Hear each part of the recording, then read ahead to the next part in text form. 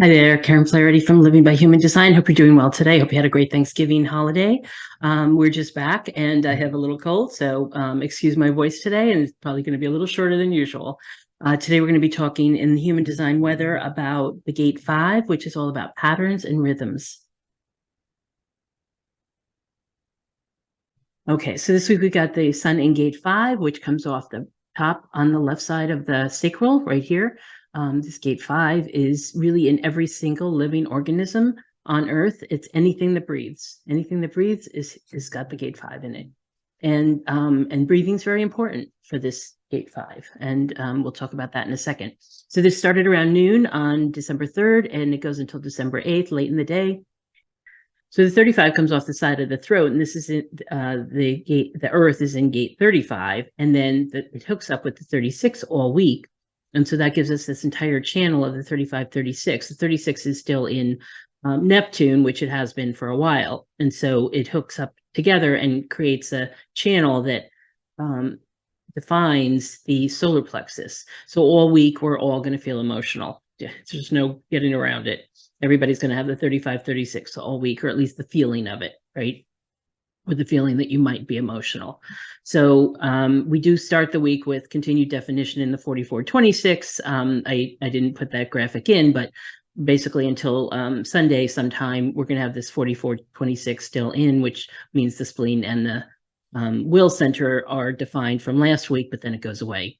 But this 35, 36 will be there all week, and it will define everybody's emotional solar plexus as well as their throat. And so the throat will also be defined, and that will also allow you to have throat energy and motorized throat energy, like a manifestor or manifesting generator.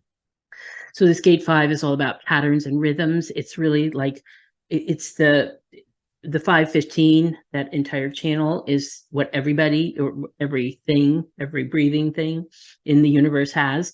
And so it's all about patterns and rhythms and being in trusting the universe that these patterns and rhythms, the seasons, the crops, the food we eat, the water we drink, that everything is in a rhythm, and it's all there to support us. That's the idea of this gate. The shadow part of it says, maybe not. Maybe it won't be there tomorrow. Maybe the sun won't come up tomorrow. Maybe the water won't be there for us to enjoy. Maybe the air won't be there for us to breathe.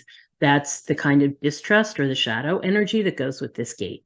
So basically the waiting and the fixed patterns, this is the original I Ching, and the fundamental attunement, and they call it the fundamental attunement to natural rhythms. It's waiting as an active state of awareness. In other words, the ladybug doesn't wait in the leaf that she's sitting on and say, oh my gosh, where's spring? This, I've had enough of this winter. They wait, they're patient, they breathe, they keep going through the whatever they need to do to survive, right? The animal kingdom is great at that, going through whatever they need to do to survive. The human kingdom is not so great at that. We're not so great at patience. And thus, we really are impatient. We're on the shadow side more often than not. And the impatience is what drives a lot of industry, a lot of destruction, a lot of impatience in basically throwing our hands up and saying, no, we can't be patient anymore. And we're not going to do that. And therefore, we're going to push things through at our rate of speed and make sure that everything happens in the timing that we want it to happen, and not take a breath and not wait and not be patient. And that's really what is hurting, I think, the Earth and the, what's going on right now, that there are climate changes that are going on that may not have happened if we hadn't been so impatient.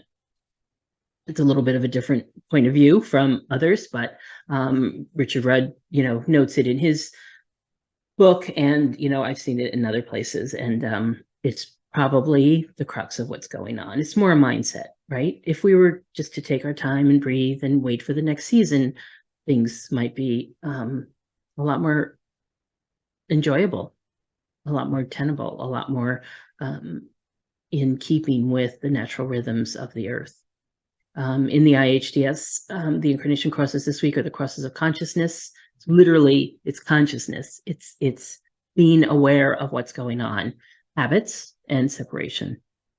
And the gate 35 is all about change. And so it's kind of a little ironic, right, to have patterns and rhythms along with change. But the change occurs in amongst patterns and rhythms, but it's a change that we can anticipate and be patient for, and it'll things keep changing, right? So that's the kind of the dichotomy here, is that you've got the gate 5, which is all about patterns and rhythms, and things happen in their time and exactly when they're supposed to. Meanwhile, we've got change, which is also happening all the time. And so the two come together, and it's kind of an interesting mix, right? And it actually poses a bit of a challenge for anybody who's got both the 5 and the 35. So it's called progress or change in the original I Ching. And by design, progress cannot exist in a vacuum. If we're going to be progressing at all, we have to be changing. And so it's dependent on interaction with others. In the Gene Keys, hunger is the shadow, adventure is the gift, and boundlessness is the CD. So in the Gate 5, or Gene Key 5, we've got the shadow is impatience, the gift is patience, and the CD is timelessness. So in the graphic, Richard says, patience smooths rough edges, keeps your heart and mind open, and makes life simple and easy, or at least makes life seem simple and easy.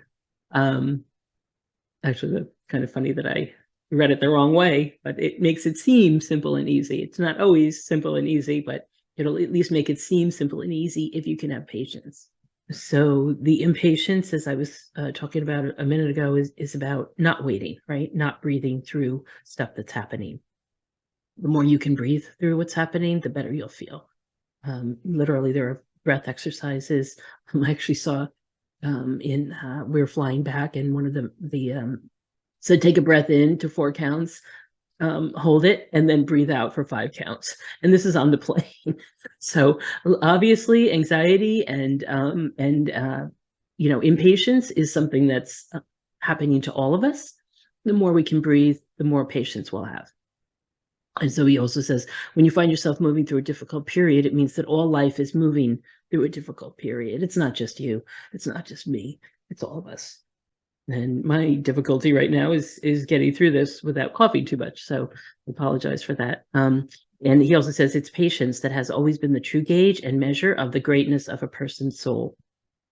And actually, I have a quote about that that I found this week on Facebook.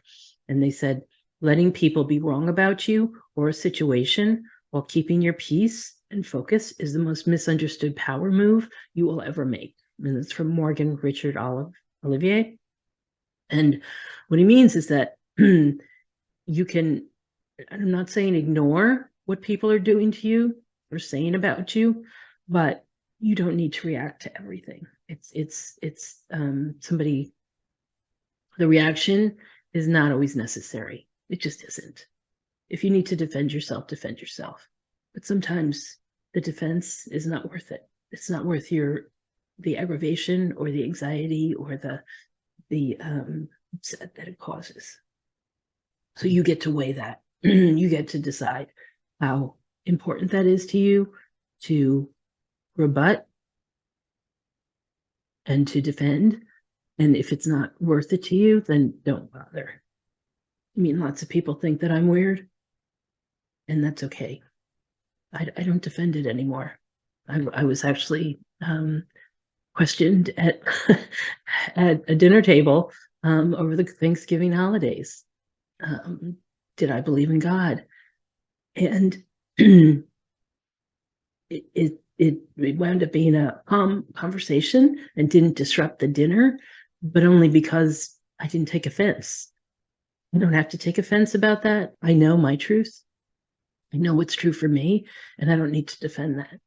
And so letting that be okay with you is sometimes more important and sometimes more peaceful internally than defending yourself and, having some kind of confrontation that's really not very comfortable. And it's not just between those two people, right? It would have been uncomfortable for everybody at the table if I had defended myself vociferously in a way that wasn't going to make any difference.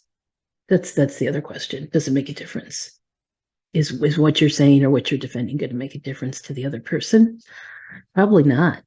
A lot of people come in with beliefs that they hold, and those beliefs aren't necessarily going to change just because I defend myself. So it's so people are interesting, and we get to react or not. And I'm just saying, having the patience and being able to breathe through it, and being able to hold your ground, not make a scene if it's not needed, is really a power move. Got a lot of people with who have the gate 5, people who would more than anything in their lives prefer to be in a pattern, prefer to be in a rhythm, prefer to be in a at least eating and sleeping and exercise that makes sense for them on a regular basis. Their bodies really appreciate it, especially when they have the gate 5 in their chart. So you can see there's a number of people here, and today we're going to be talking very briefly about Daryl Hannah.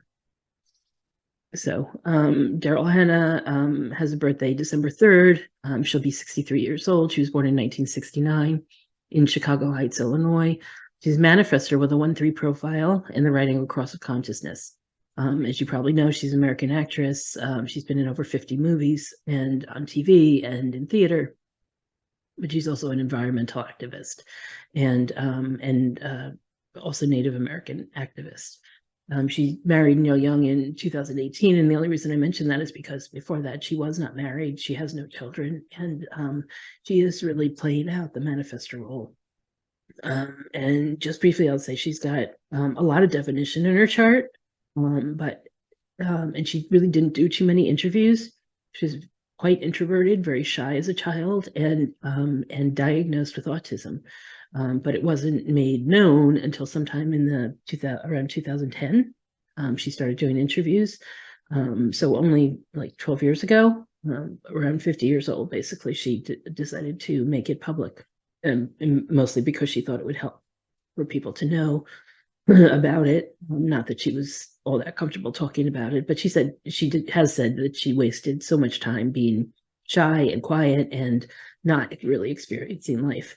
But her mother realized that she had this had autism, and she was actually diagnosed with ADD at that point when she was younger. Not a lot was known about autism at that point. This would have been the 70s. And so her mother actually took her away to Jamaica to live for a number of years, and then she came back. And they, I think at that point, they lived in Chicago for a bit longer, and then moved to Los. Actually, it was her determination to become an actress, and she moved out to LA herself. So after watching many movies on TV over the years, as a way to keep herself calm, she actually tellingly she rocked as a child. She would rock herself back and forth to comfort herself, and that was one of the first signs when her mother went to the doctor that helped them to diagnose her.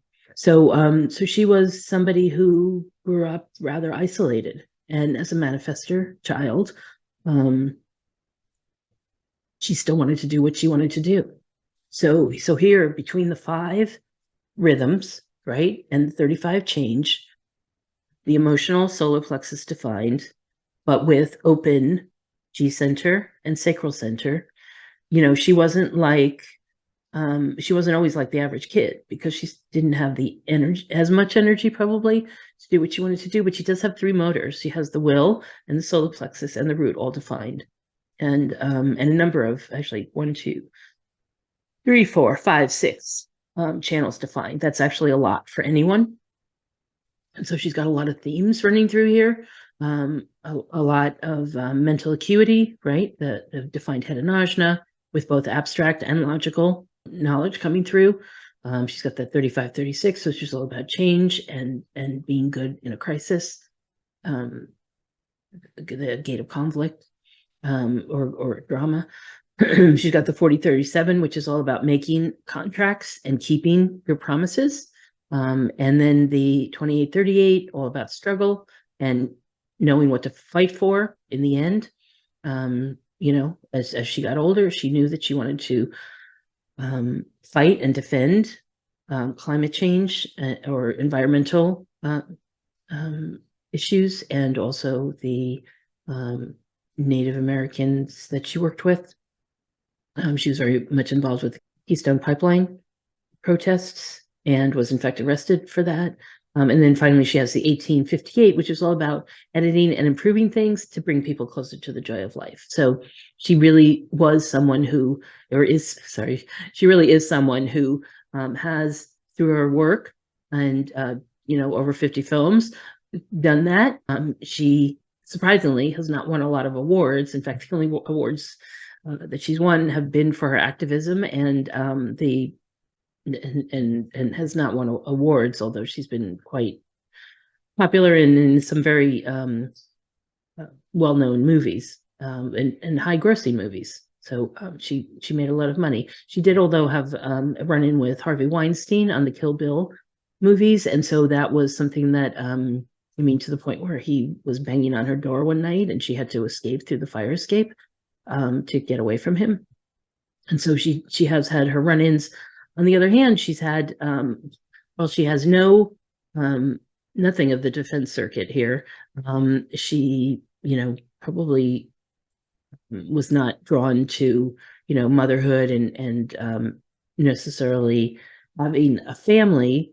But in terms of romantic relationships, she was with some of the most eligible bachelors of the time when she was in her, 20s and 30s.